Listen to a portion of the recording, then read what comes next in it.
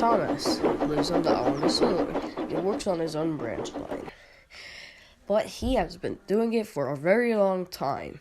So that means that he has been getting old, getting rusty.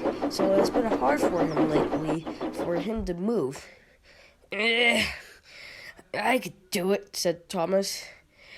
But he couldn't. And he said, I give up. So his driver got out, walked over to the station, and called for Nia to come over and help him. Because Nia wasn't as old as Thomas. She helped him with ease.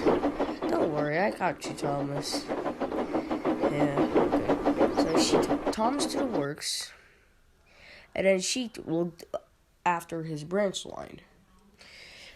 So she took his Annie and Clarabelle all over his branch line to pick up passengers. So that's what happened whenever Thomas went to the works. And then one day, she was taking passengers, and then she was just waiting at the station. Just waiting there. And then she started off, she derailed. And she derailed. And Ian Clarabelle said, "Why did you derail?"